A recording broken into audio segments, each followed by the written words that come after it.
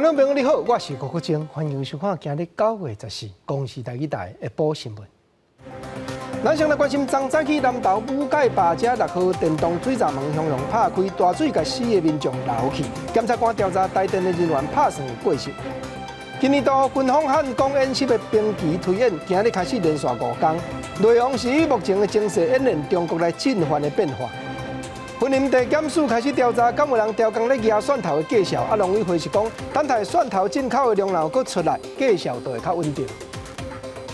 观众朋友，咱先来看讲中央流行疫情指挥中心说明讲，搁新增加一个带病入境染着武汉肺炎的患者，也是第499个案例。当事人就是9月初10对菲律宾入境来台湾要做工课，一个20几岁女性，再去诊断确定。共放飞机顶头也有列出17个和面口有接触的对象。咱等下来听指挥中心曾仁祥发言人上盖新的说明。新增了一位境外一位病例案499啊，这一例是从菲律宾来的20多岁的女性啊，她在9月10号入境，那入境的时候没有症状，那我们机场检疫的人员把她安排了采检之后入住集中检疫所，今天确诊了。那目前我们知道的是，她掌握了同班机的接触者有17人啊，那我们也了解到她在9月9号的时候。在菲律宾有跟10位啊，就是跟他一起来台湾工作的这个移工有接触过哦，所以我们还在调查这10位是不是跟原来匡列这12位有没有重复啦？那我们还会再针对这些名单来做进一步的一个匡列哦。咱再来关心昨透早南投仁爱乡武界坝遮，由台电台管水力发电厂所管理的编号第6号的电动水闸所向阳拍开，临急造成起场，所来甲伫咧溪埔路营2家口流去，其中有4个人不幸。但南投地检署是调查讲台电伫武界坝当地的人员拍算是有过失，目前以10万块交保。直升机伫咧溪谷顶悬超吹，搜救人员继续地毯式的搜索，总算找到失踪细路的查甫人。毋过找到的时阵已经无性命的征象。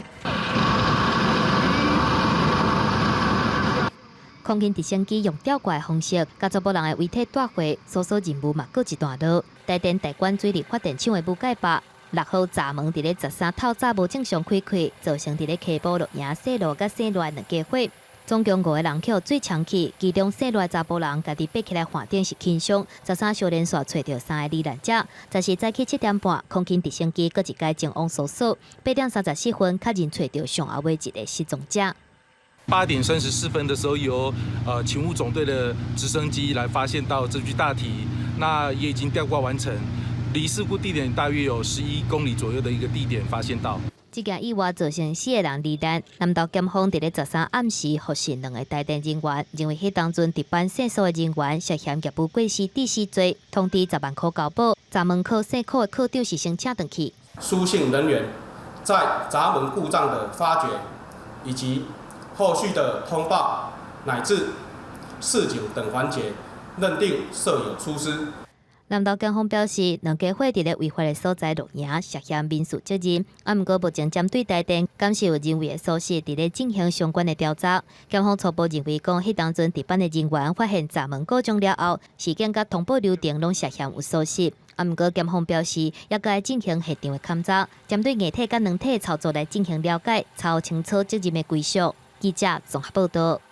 早起台电这边嘛讲，初步判断电动水闸会向向拍开，原因拍算是送电的电缆线断电断无力，才会自动搁控制水闸门芳震动。经济部水利署是表示讲，水库的闸门5年拢会办理一摆安全评估，今年8月这边就是验无过。但水利署也会加强各地头水库水闸门的检查了。南投仁爱乡的武界坝电动水闸门2届自动开开，无预警的放水，造成4个人死亡的意外。因为武界坝平常时有台电人员操作管理，所发现电动闸门无正常，在无人操控之下，突然间2届开开搁关起来，向下水。台电强调讲，毋是人为的因素，而且讲有可能是鸟鼠抓入侵，造成线路小堵。毋过10时早起，台电推翻这个讲法，强调讲初步研判。可能是传输电缆转延不良，造成闸门故障。蛇啊、老鼠入侵造成线路短路的可能性，暂时先排除了。我们认为有可能是传输电缆啊，它绝缘不良，造成误启动，可能是这个因素啦。但是最后的原因还要等事故调查报告出来为准哈。台电表示，武界坝总共有11个闸门，全部拢伫咧控制室集中控制，水库放水拢会公布来经过会游的民众。毋过即个水闸门因为故障全部已经开开，才袂赴发布警报，无法度通知会游的居民。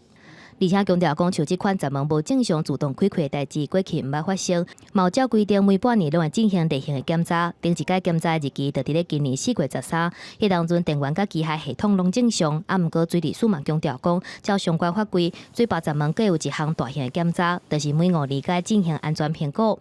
2013年年底，台电已经通过第3届安全评估，毋过伫2019年4月份摕第4届安评报告，经过现场勘查了后，今年8月份台电送水利署还未通过审查。那其中有一些资料不符的，目前发现的一些小瑕疵，我们就请台电再来补正。发生这个事情以后，我们也会再请台电再来加强这个评估的内容。水利署强调讲，最近针对全台水坝水闸门进行总体检，避免这种代志搁一届来发生。若是台电总经理郑炳利会亲身落难来慰问罹难者的家属，而且互因慰问金。嘛强调讲，目前配合检调调查，若是有人为的疏失会负责。记者综合报道。关心政治的消息来讲，今年度军方汉光演习伫指挥所内部进行的兵棋推演，今日开始连续5天。照立法委员所透露内容，就是以目前的情势演练中国来进犯的变化。另外，美国党嘛连续12天踮关岛举办号名“勇敢之盾”的演习，专家就指出讲，这是太平洋这头美国阵容上界大的军事演练。汉光兵推自9月14到18，根据了解。这边国军的汉光兵推将会以两化兵力做设定，应用中国解放军一直侵扰咱国的西南空隙，加强军的演训，转变成做反台或者是夺岛，拢有可能来入兵推内面。因为最近中国的军机、军舰在附近做侵扰的动作非常的密切，所以我想这次的兵推应该会重点放在来反制中国在这个所谓的这个反介入区域拒止这样的一个战略的一个因应。模拟到就是未来台澎防卫作战中可能会借由这一些这种经常性的、恒常性的这样的一个侵扰作业，而变化成为一个真正的一个军事行动。那在面对这样这个军事行动的时候，我方该如何因应跟加以防御啦？那具体兵推范围，国防部部讲，受疫情关系，今年汉光演习改采先实兵后兵推，美军也无法度参加。依照惯例，由美国在台协会联络组的成员参加。并且就兵推的内容提出观察报告，和美军的观摩团参考。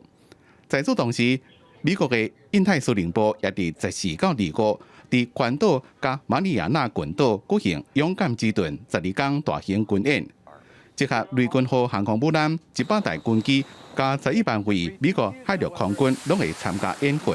面对解放军实力的提升，美军的战术甲战法也甲过去无相共。那如果美国这一次的这个勇敢之盾演习还是模拟就是美国要如何的这个介入台海的话，我相信在战术跟战法上会跟13年前有相当大的不同啊。你要能够成功的制止跟介入，难度已经是非常的高了。就算双方没有直接的一个联合的军演但是在台海作战上面的想定或者是因中国的军事威胁上面，应该是有相同的一个方向。自9月以来，共军一直侵扰台湾，甚至侵入咱防空识别区。台海局势升悬，中国也公告13开始，解放军伫咧黄海进行实弹演习。军事专家认为，勇敢之盾加汉光兵推，拢是美台各自排定的例行军演，也拢是以中国解放军做假想的敌人。记者综合报道。早起立法院游锡堃院长主持在朝在野各党的协商，决定新会期9月18要开议。迄日来邀请行政院苏贞昌院长来报告这回开放美国猪肉、牛肉的政策，阁有接受立委的质询。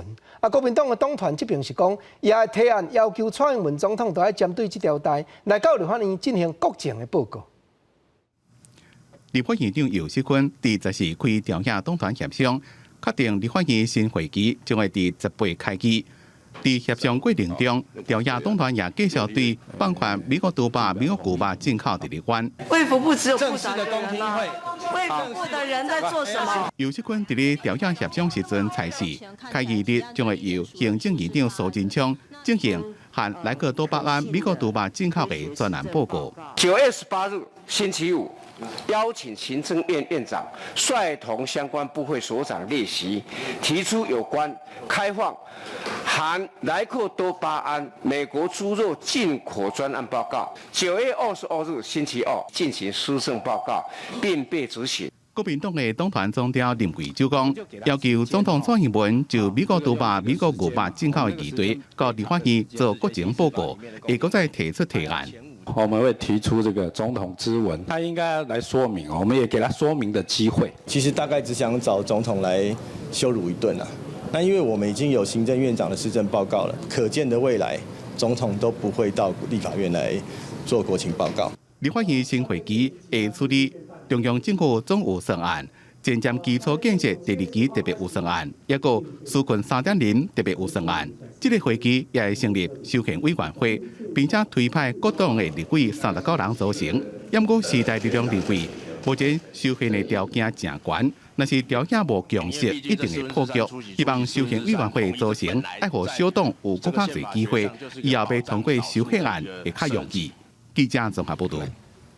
早起卫生福利部陈时中部长去参加庆祝全民健保25天的活动，讲到台湾和国际武汉肺炎预防社联名会谈已经准备要启用，另外国内家己开发预防社也有顺势，总是试验的过程犹原变化难料。另外讲到健保费敢会起，陈部长讲这有可能，不过打要回这站未免也有伤早。健康存折冲破500万人次。庆祝健保25周年甲健康假铺登录破500万人。行政院长苏贞昌甲卫福部长陈时中早起应邀出席庆祝活动。虽然台湾的健保是世界出名，不过却面临财务压力，保证健保安全准备基金可能加过1.5个月。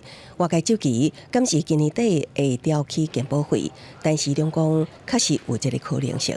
目前当然有这样的可能性哈，那不过呢，现在明年的支出的目标都还没有谈好，所以现在来谈收入面就有一点言之过早。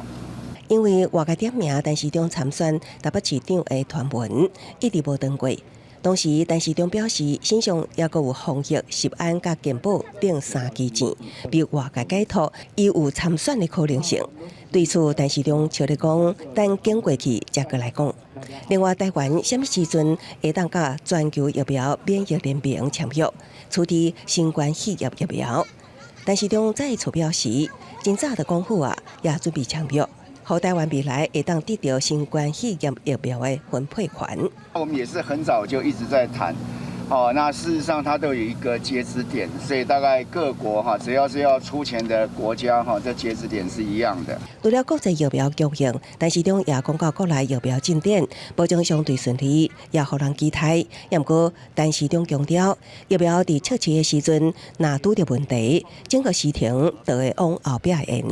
即马世界各国拢无人有把握疫苗什么时阵会成功。记者综合报道。上届新的消息来讲，4年前一个捌做过台北市内的里长，阁是连空手道的民众朱雪忠，招人埋伏压倒，甲偏偏连武姓王的对手抬着伤。经过最高法院判决6档有期徒确定，不过朱某人却偷渡过中国。刑事局今嘛已经证实讲，伊伫中国落网，但是由咱的人员陪同，对厦门坐飞机压回来了。4年前，朱雪忠用比武的名目，甲姓王的受害者押回来家己空手道场，才埋伏，甲对方抬着伤。经过最高法院判决6档有期徒确定，人索脱走。今年5月，检察官发布通缉，刑事局已经证实讲，下晡2点35，朱雪忠就会押回来到松山机场，会即时交刑事局归案。过来讲，顶日一个媒体界人员张胜雄指出讲，家己斗安排香港5个反送中的技术过来，煞去互政府甲人扣掉了音讯全无。大陆委会是无加说明这件代志的详细，不过行政院苏贞昌院长是讲，有个过程袂当透露，若实际协助会着香港人，则较要紧。香港政府也掠话要求台湾都唔通收留伫因遐犯案的人。媒体人张胜雄伫咧面册公开表示讲，家己帮助5个香港反送中的抗争者来台湾，佮批评民进党的政府甲因扣留，引发各界高度关注。陆委会面对这件代志的态度是无承认嘛无否认。行政院长苏贞昌是强调讲，爱提供因实际帮助上界重要。各界有不同的意见，相信都是同样这个心情我们对于港人的帮忙，有些个案我们也不能透露就是希望大家都秉持希望能给予最实质的帮助最重要。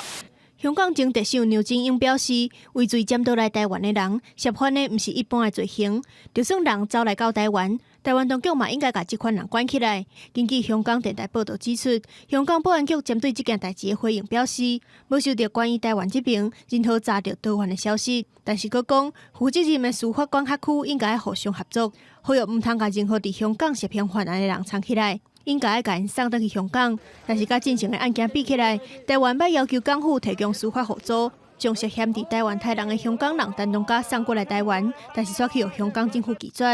伫咧台湾的香港学者牛文涛认为讲，台湾甲香港本来就无司法互助，台湾政府要协助香港人的机制应该更加加强。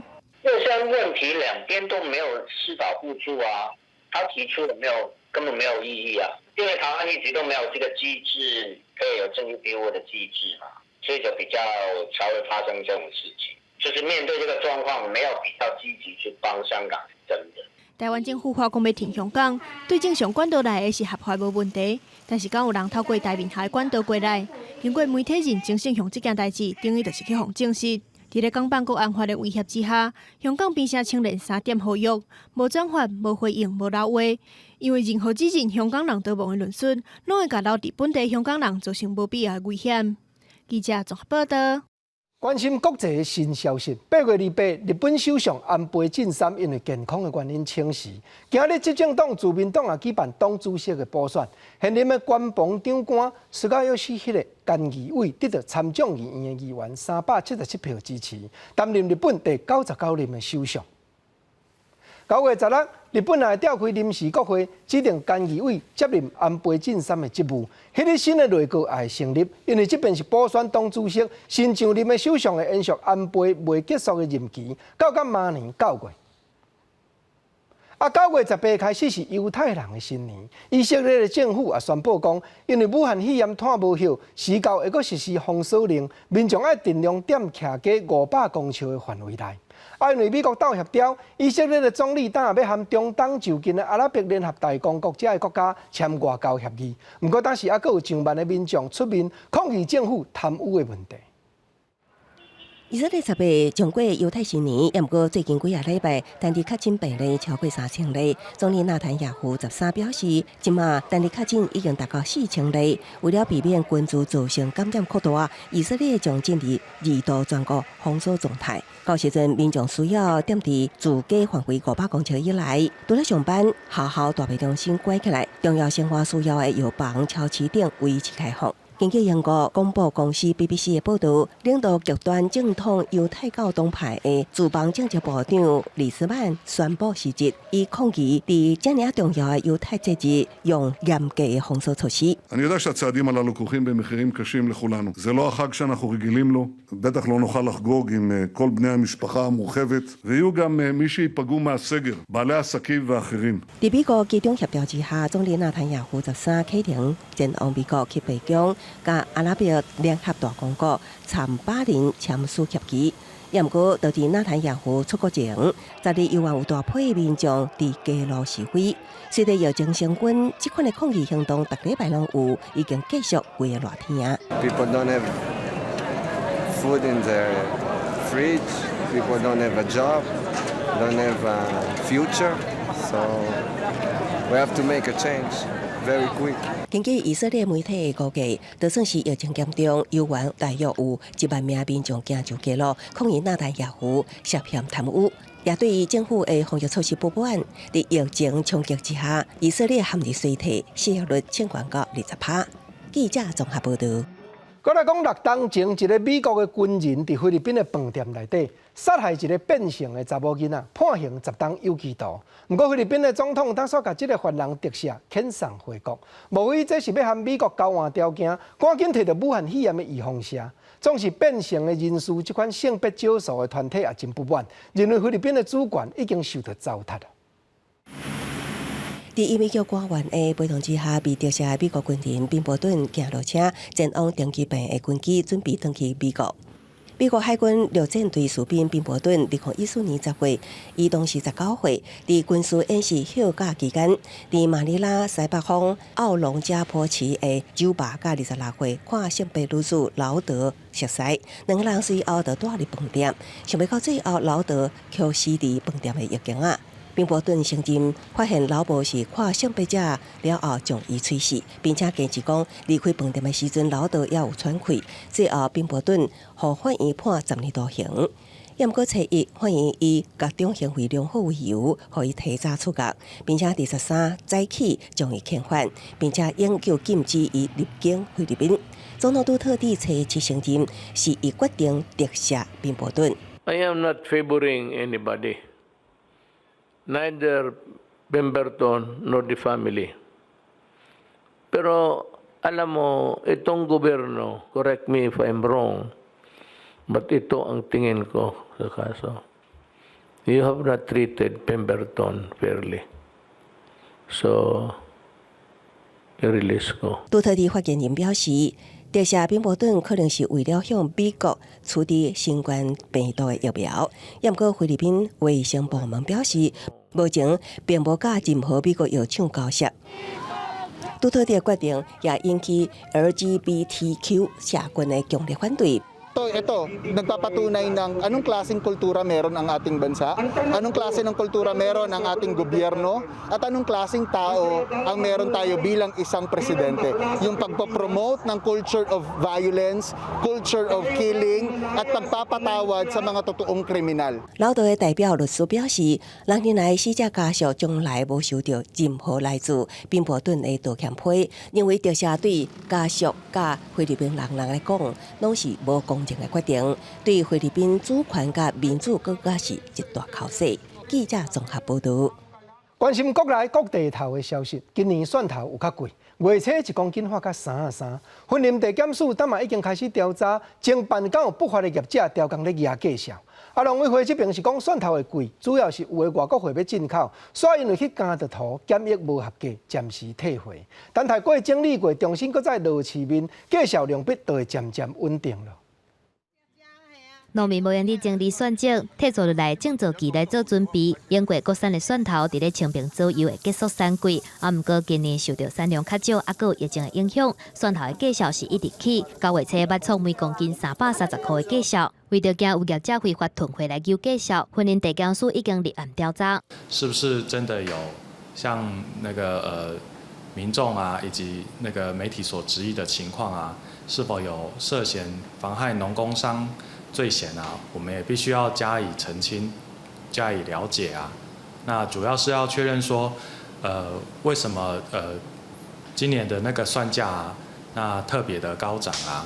农委会表示，因过正值9月份了后，国内拢需要进口蒜头来补国内需求。毋过今年因为国际蒜头起价，佮加上埃及、西班牙进口的蒜头有挂图，地数检疫无合格退运，进口量减少，造成起价。等待检运合格蒜头入场，价销就会当豆豆稳定。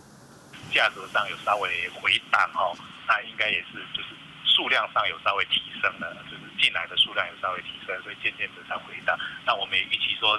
尽快赶快把这个应该合格进口的数量能够赶快提升，然后把价格回来，大概是这样。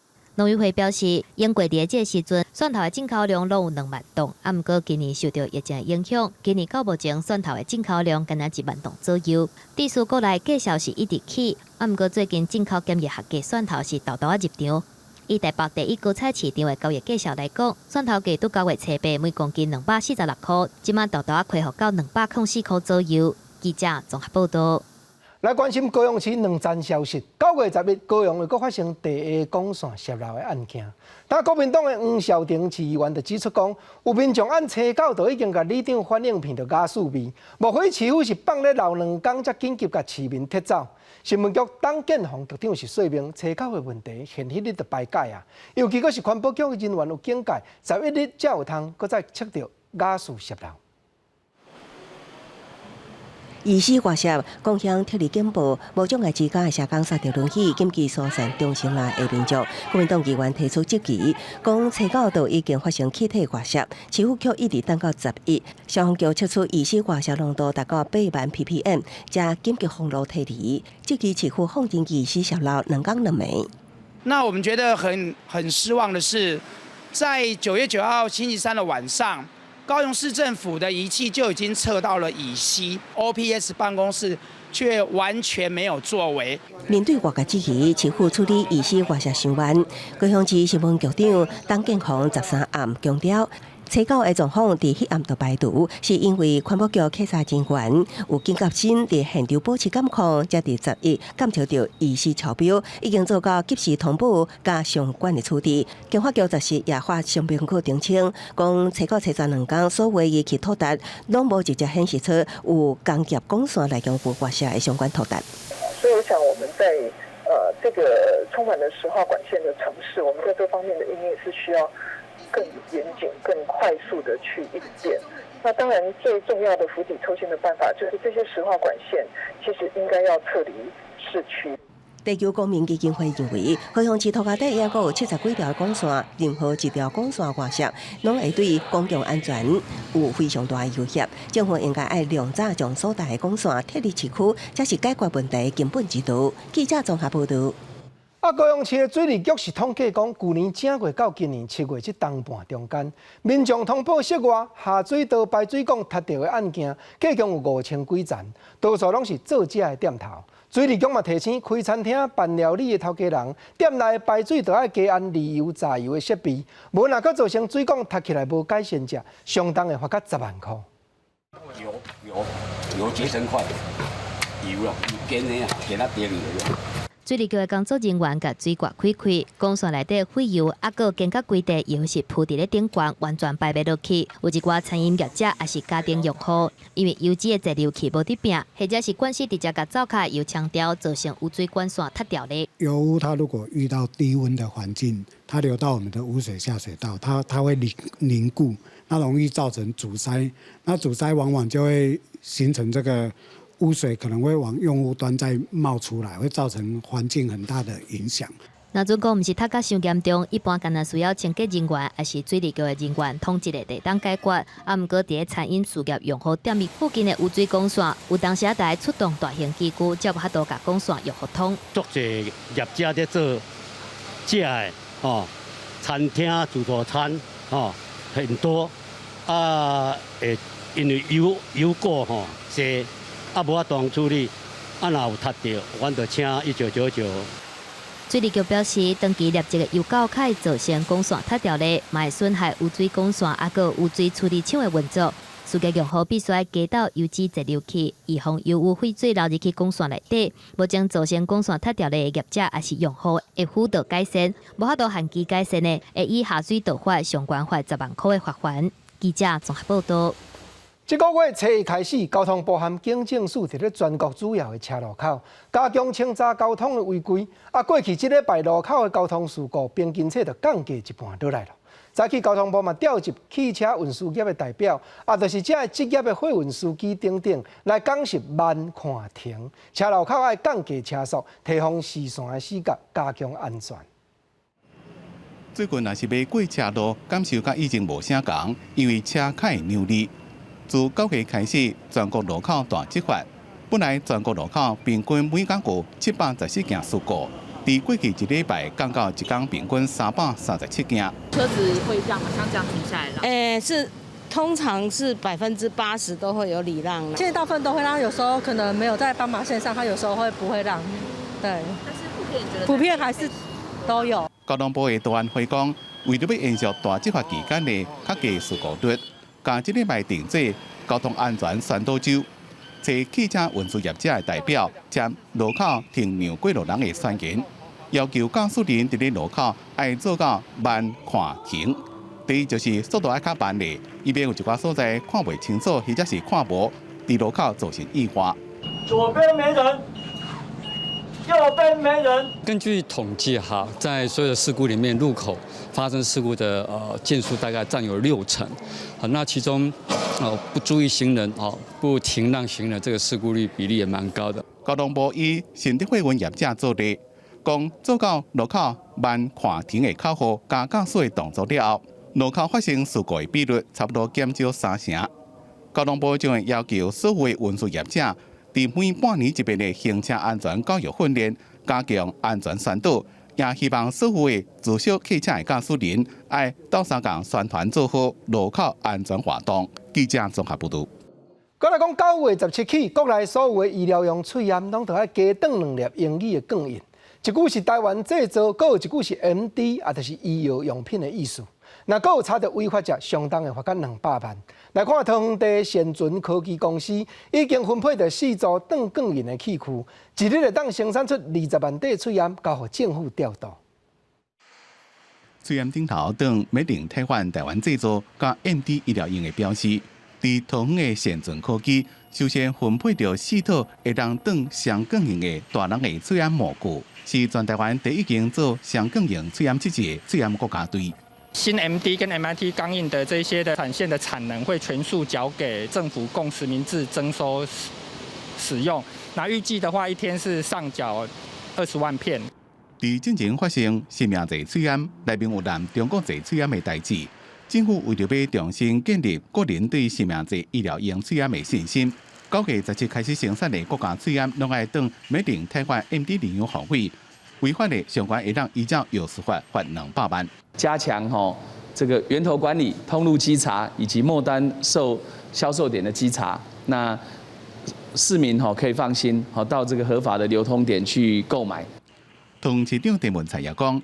喙炎工厂卖场、药房、通路，一个上尾溜的销售点，自9月17新制实施进程，将会全面稽查完成，袂当因为有少数的不法业者影响个人的信心。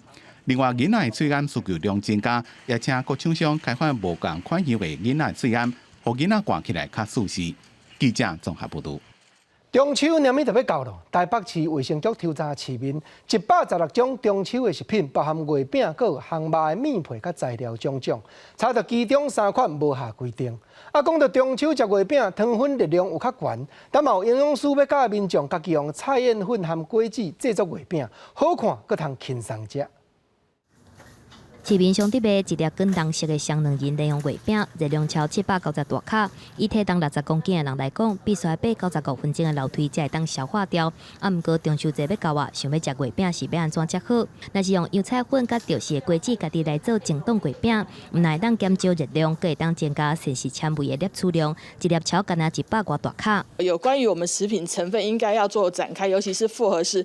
以这个产品为例的话，其实里面它其实在成分写到芋泥馅料，那事实上芋泥馅料可能里面除了芋泥以外，有可能有油脂，有可能有糖分，好，那这部分它事实上都要展开来标示。中秋节就伫要到啊，台北市卫生局抽验116件中秋节要食食品，包括月饼、烘肉的食材、咸两仁等等。结果检查出一件海陆通食必胜超大烘肉组泰国进口青冻红毛丹，农药残留砂糖剂三面零无符合规定。另外，指导书甲海陆通食必胜超大烘肉组高粱烟肠的标示嘛无符合规定。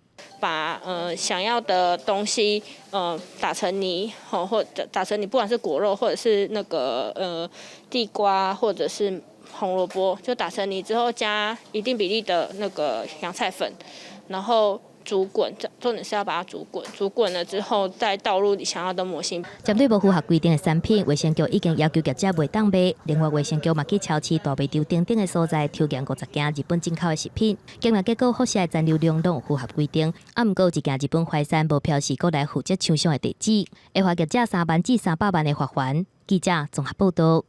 民众普遍拢知影讲，若长期间咧食类固醇，面会红，更加会衰。不过，当国家卫生研究院和中科病院合作，研究出若服用类固醇，敢若1月你经过，消化道出血、败血症和心脏无力的风险，比较别人都会加将近2倍出来。这项研究已经发表伫咧国际出名内科方面的医学期刊咯。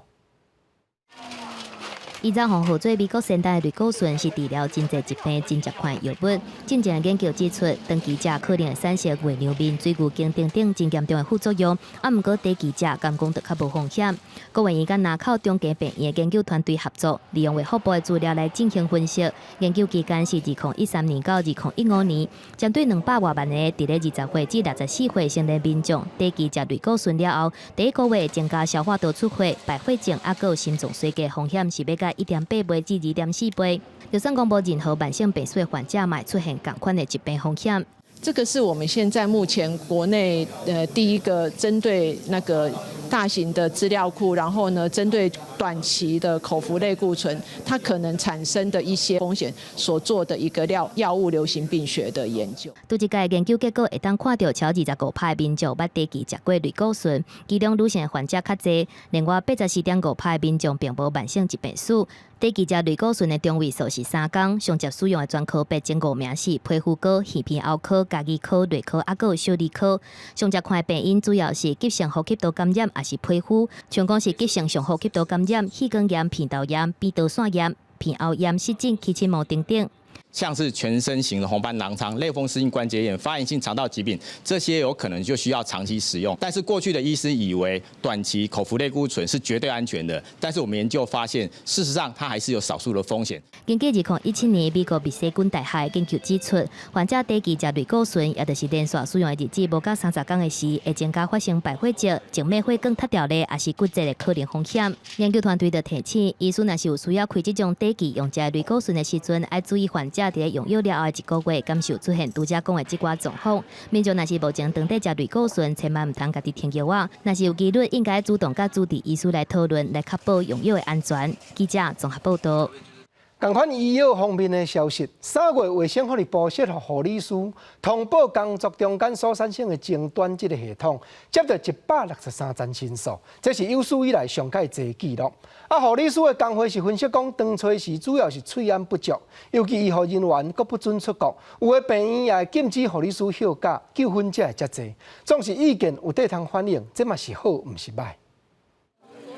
而且新冠疫情爆发了后，医护人员对这场不满的情况也大增加。卫福部护理执照登记通报平台，过去平均每个月投诉量大约25件，不过到今年3月，投诉量增加到163件，创下单月新冠纪录。4、5月虽然较少，不过也高过平均。那时候对口罩非常的迫切。所以那时候大概有90件都是口罩，比如说急诊、加护病房还是一般的病房，那他们当然又有分配的优先次序啊。那时候不够之下，当然会有很多的这个大家的这个紧张、不安、焦虑，那他们就会投进来。台湾护士医疗产业工会甲卫福部拢分析，当时喙安分配无平均，寸笑袂下是投诉的主要原因之一。过来就是卫福部为了储备医疗能量，禁止医护人员出国的政策也引起反弹。事后卫福部决定补助机票等退费损失来紧急救回。护理人员对这个部分的反弹非常的大。因为确实影响到我们非常多的行程的一个安排，还有活动。因为上面写的虽然是说禁止出国休息，可是有一些医院它能力不足的情况底下，它其实是进修的一个情况。那所以这样连溜的情况呢，就变成是大幅度的增加，所以我们护理人员也觉得非常的吃不消。疫情期间，护理师对这场的投诉量增加，不过工会甲卫福部拢正向看待。工会讲，17年前 SARS 期间，护理师的声音会当可是无法度被听到，即马至少也会当无记名投诉。卫福部表示，护理师反映这场问题欠喙安，也会当予政府及时掌握第一线，随时调整应变。记者综合报道。国内旅游这站大事件，去外岛游赏的人客一个多，免税碗池这本数嘛增加袂少出来。顶礼拜，台东县环保局的环境教育中心就去拦事，设环保碗池的照用站，多数的旅客嘛拢真配合。因哥已经计划要用未来4冬的时间来推动外岛的环保器具甲杯仔普遍化。南市东昌夜市被叫做小昆丁。到暗时，10几个档啊一排出来，游客客满夜市真闹热，尤其是今年国路大爆发，南州岛逐工拢涌入9000名游客。上互人烦恼的就是饮食造成的粪扫，减少使用一次性的餐具，都会当避免制造塑胶粪扫。台南县环境教育中心顶礼拜到南市东青夜市推广使用环保餐具，设置照用站，大多数游客拢会当配合到照用站照用环保餐具，搁到单位买物件，使用完搁送回照用站由技工清洗。这很好啊。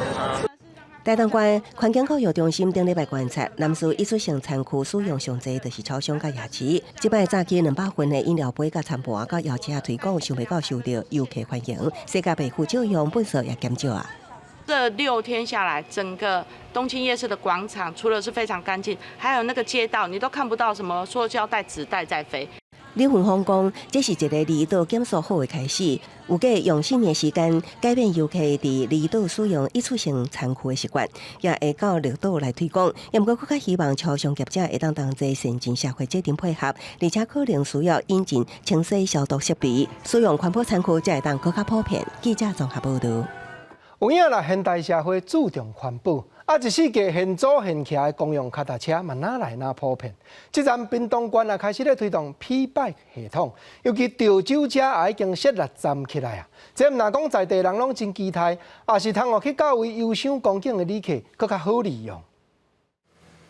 摕卡片伫机仔顶悬比一个，就会使甲脚踏车牵出来骑。这是屏东的公共脚踏车 P-Bike。即马潮州镇嘛总算是等到设站啊，互居民实在真欢喜，赶紧来试用。很好啊，可以骑着到处走。潮州镇的 P-Bike 即阵虽然敢若伫潮州火车站、历史园区、甲学校等6个所在设站，毋过对当地来讲，有缘是加一项交通工具的选择，嘛互来到潮州上课的学生囡仔通勤更加利便。让潮州乡亲自己去享受潮州的一个轻旅游，其他乡镇地区的孩子，那每一次呢，他们要上学都5点多起来，然后6点多搭车，然后再搭火车或公车，再一路再从总站再走路来学校。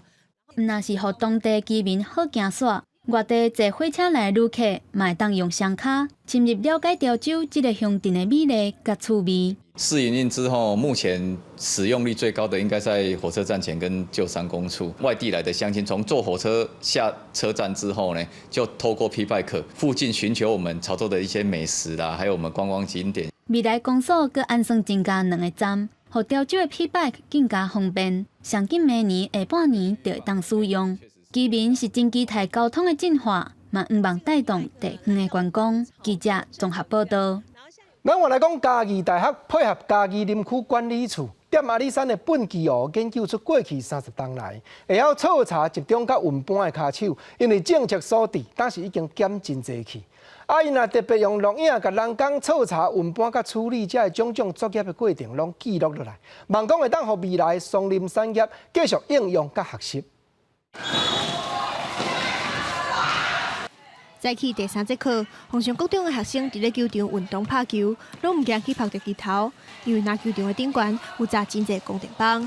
学生更喜欢在里面活动哦。平常的时间、下课的时间，他们也会自己就是带着自己的球，然后过来去享用这个球场的一个方便。凤山国中是全台湾第一座供电球场的学校。2年前，校长家己直接业者，甲学校的4个篮球场改做供电球场，学校免出钱，逐档阁会当收一派回馈金，大约是4万外块。也毋过供电棒毋是厝顶，主要是来砸石头，无法度砸好。以遮阳为主啦，然后因为它是杂项工程做处理的，所以它是太阳能板那个拼凑起来，所以中间多少还是会有一些漏雨的一个状况。后边我看我后边嘛去观察其他校因的处理的状况，发现了即卖厂商伫这个部分因的改善非常的好。看到凤山国中的案例，高雄屏东哪来哪侪学校拢咧去供电球场，也是供电停车场，但是煞传出伤着树仔的案例，亲像是小港的中山国中，球场边仔30丛大树仔的树尾拢去互错掉。其实看到画面，树仔一早是遮尔悬，其他学校嘛拢有发生甲树仔断头刷走的情形，有的树仔干那剩树身，实在是介可惜。断头是高雄市修剪作业规范明文禁止的，因为它上面写会导致树木生病，甚至有死亡的风险。那未来它新生的枝条都很脆弱，很容易断裂。那为什么我们要再去为了发电去赚钱哦？那去做这样的事情？进前伫屏东，某学生的家长不满供电球场可能会牺牲囡仔活动的空间甲绿地，种电错树仔的争议哪来哪济。你先爱甲校内啊，还有社区的民众先去沟通，看这张树仔是要安怎处理。政府应该成立一个树木保护的委员会，去把关审核相关砍树、移树，或者是涉及健康活的枝条，可能砍可能5公分直径以上这种比较粗的都要经过相关的一个评估。护树团体黄万讲，政府推设供电设备，应该优先去伫厝顶减少争议。未来其他学校若要去共款的球场，恐惊嘛会思考绿地甲生态问题。无只绿林的校园所来伤害到绿树，就失去原底想要保护环境的本意。记者综合报道。关心文化的消息，台湾现代舞上届早期的艺术家蔡瑞月女士，是1921年伫台南出世。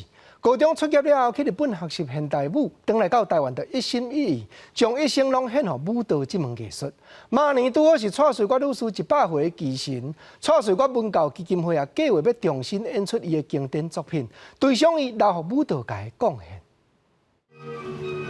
蔡瑞月规世人奉献给舞蹈，累积丰富的演出，阁有500外出的编舞创作，用舞蹈关心社会文化，跳出台湾这片土地的生活故事。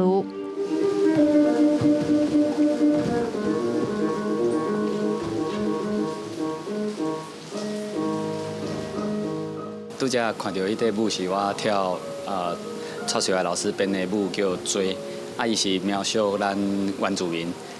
少主的故事，伊就是日月潭的发现的一个过程，就是一个勇士伊离开伊的庄仔头，伊去甲山内去，算讲伊要变一个勇士进前，拢有一个类似成年礼的这种过程啦。今年是蔡瑞月舞蹈社建筑物落成100年纪念，每年2021搁拄好是蔡老师100岁铭记，基金会特别办100年追思活动，重现蔡瑞月的经典舞作。嘛有老师伫个为日本回来，伫个太平洋顶头的船顶，伊编创的《印度之歌》，迄算咱台湾有记录开始，应该是算第一支的现代舞啦。嘛有女巫，搁有新的阳伞。个食欲少女、傀儡上阵，像傀儡上阵嘛是描述老师一生的一个真重要的故事，嘛会使咱讲是一个最重要的台湾第一支的人权舞作。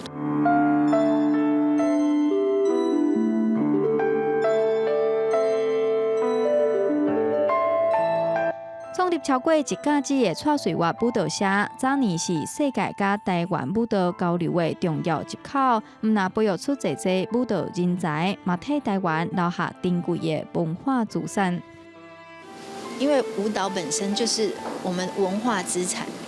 那是我读大学时阵，我知影咱的台湾有一个这么突出的舞蹈家，他的整个生命历程是这么有力量。我觉得对我的启发一定是不同的。当时是封建社会，女性的地位是无遐尼进步啦，所以伊有相当的某种女性的觉醒意识。这个觉醒意识，透过舞蹈的这个现代舞蹈，伊是一款解放。认真单纯将家己奉献给舞蹈，蔡瑞月女士虽然并无以女性主义者称呼家己，但是伫当年，伊用舞蹈展现自我意识，用艺术创作出家己的理念，进一步以实际行动冲破传统社会的捆绑。记者杨淑晴、谢桂林、高宗仁台北报道。现代人已经真罕得咧写毛笔，若要写，多数爱用便的墨水，已经较少用到墨盘。但咱嘛来看屏东一个用天然的铁原石制作墨盘，佮特别含内部咧拜东条文学家韩愈的昌黎寺这间庙互相结合，通予墨盘加添新名祝福的艺术家林富忠先生的手路。石头伫墨石台顶面转来转来，表面拿来拿筋骨。粗皮磨好了后，佮用细支的磨石链，豆豆吸出磨墨的墨糖，底墨的墨池甲油落多样。一块墨盘上无就要1工才会当完成。设计这款雅气墨盘的林富忠，原本只是兴趣研究一寡水石啊，无意中发现这款铁原料的材质是耐磨，袂死水，石心阁真幼，真适合摕来做木盘。毋那安尼，这寡做木盘的原料，拢是伊伫屏东万安 KQ 的天然石头。当初因为我是在玩雅石，因为它会有破掉的地方，无意中发现说，这里面的材质是黑色的，摸起来非常的细腻，很适合做砚台。木盘是文房四宝的其中一项，不过现代人惯是用外边的木水，已经真少人在用木盘啊。所以林副总就想到要结合在地信仰。伫屏东内埔有一间全台湾为祭拜唐宋八大家之首韩愈的庙宇昌黎寺，有不少考生会来拜拜，祈求考试顺利着顶。所以林副总就甲上定文行的木盘甲昌黎寺结合，号名做昌黎轩。除了有人专工要来收藏，嘛设计一寡文创商品，互考生过路载伫咧身躯顶。这个吊饰的话，就是给一些学子昌黎祠那边过火之后，他这个是可以带在自己的身上，提高自己的文运。逐块木盘拢是林副总下心思磨出来的，独一无二，嘛真做展现地方人文特色甲精神的展露。毋那安尼，有心拍照照真撑，望这款一点一滴磨石仔的耐心甲坚持，嘛会当分享互考生，互因考试一切顺遂。记者综合报道。咱再来看台南麻豆遮，一个成立已经49档的舞蹈团，趁这站传染症咧炭口用工的期间，专工去文山国校教学生跳讲爱步这款传统阵头。即阵阁公开发表教学的成果，望众人会当重视这种将近要断根的民间文化。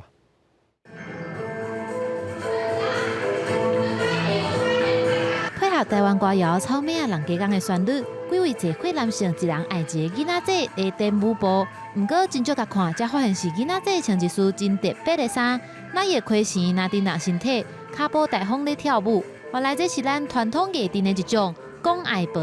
伫台南麻豆徛49档历史的新生代舞蹈团，因为疫情的关系，表演机会变少，专工去文山国小甲传统艺阵推出成果展。老杯少的舞蹈呢，也非常的逗趣，非常的有趣，而且它充满了很多的默剧的文化在里面。所以说呢，透过这样子呢，在今年呢，我就特别编排了，也去拜师学艺，然后去了解，我们这样子的一个老杯少讲爱步是怎么表演、怎么呈现，然后来做一个这样子的教学，做这样子的一个研究。传统艺阵讲爱步，也叫红步阵，是古一人的阵头，较食点南部的庙会出现。一般拢是一人扮两种角色，互边卡的观众分袂明谁爱谁，也接临场应变激五人娱乐观众。另外，成果展也有结合电影《三太子》和布袋戏的演出。我就想说以偶戏为一个目标跟主题，所以说呢，有包含大家众所皆知的这个电音三太子还有我们的布袋戏。但新生代舞蹈团真有心，特别找囡仔兄囡仔姐来学习传统艺术。团长也望透过成果展，让大家愈来愈重视这款恐惊要断根的传统艺术文化。记者综合报道。台南看完，咱正是转来看嘉义大学点阿里山的本基湖，研究出过去30年来民间会晓错查集中的骹手渐渐减去的原因。若特别用录影，甲人工错查运搬甲处理作业的过程，拢总记录落来。别日才通互国内的松林产业继续学习应用。一片一片已经处理过的茶，放伫咧学校的加工厂，互因自然打。嘉义大学配合林管处伫咧阿里山进行国产茶事务发展计划，除了有研究森林的培育，嘉义大学的学生嘛用影像记录错茶的工作流程。整个过程是蛮累的，因为比起平地调查来讲，它还要克服很多，比如说是气候比较寒冷，或是地形上的克服限制。在我们学校，我们只有社口林场。那社口林场的部分呢，大概是属于阔叶树的混合林，好，所以未来要培育人才这一块，当初做的这个计划就是从针叶树的一个华采开始。嘉义大学发现，过去为着要禁止乌白错茶的问题，台湾对森林拢是用保育的态度，这么好对1990年到2020年之间，错茶人力甲技术慢慢流失，所以嘉义大学嘛利用记录的影像做教材，希望会当保留错茶的技术。还是要有些经验传承，就是老师傅的经验，毕竟还是比较厉害的。他们一看就知道说这个材料怎么用，它可以让我们取到最大的利用率跟制裁率。国家的林木政策对2017年开始推广国产茶的使用，但是目前国产茶的使用率阁无到1%，主要也是靠外国进口的。嘉义大学表示，林管处提供30公顷的林地予因使用，希望未来会当对这片林地开始，互嘉义的林业会当搁再复苏，嘛互相关的技术搁再连接起来。记者综合报道。观众朋友来讲，因为对流的纷争案，气象局今日继续针对台北、新北，还有苗栗、桃园、新竹者，计将15个县市发布大水雨的特报。天气变化啥款？咱来看各地头详细资料。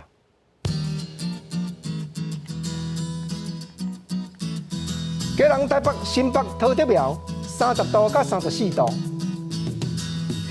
台中、彰化、云林、南投、嘉义30度到34度；台南、高雄、屏东30度到34度；宜兰、花莲、台东29度到32度；金马、澎湖27度到33度。感谢你收看《公视台记台下晡新闻》，我是吴福清，明仔下晡3点咱再会，多谢。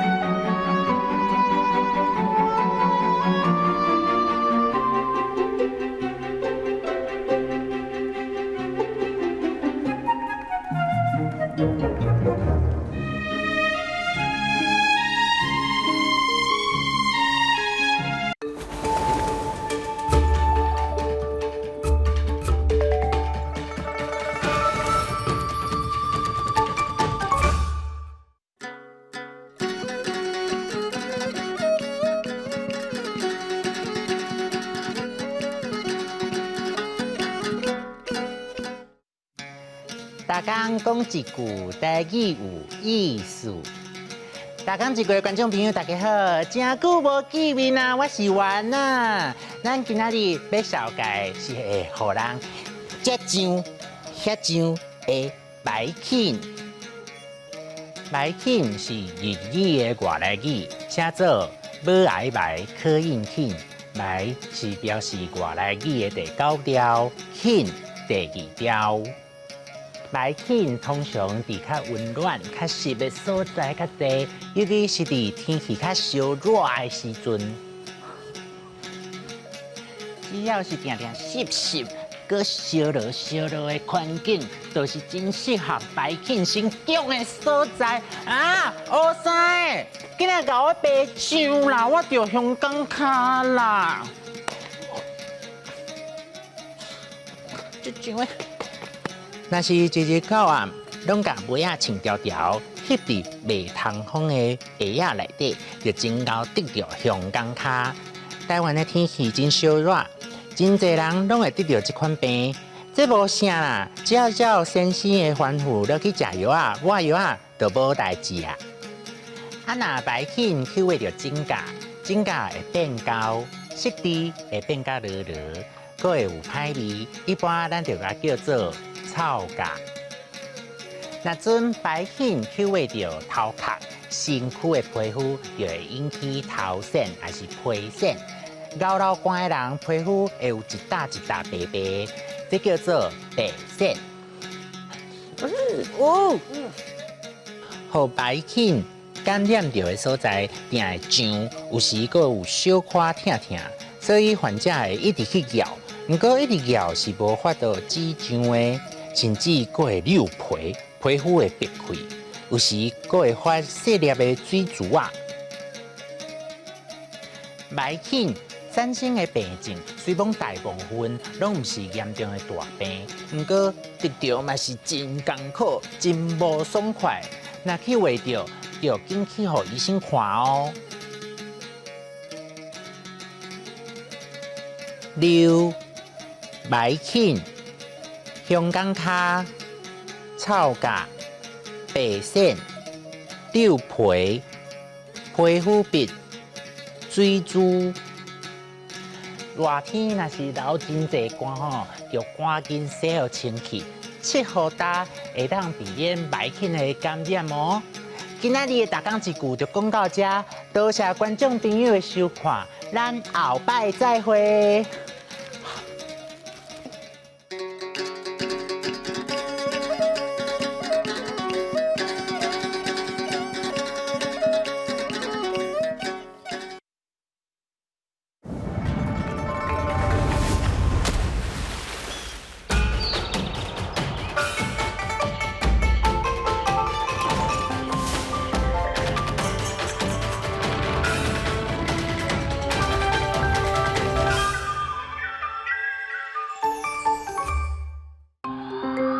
这是公视第几台，接落来请收看咱的节目。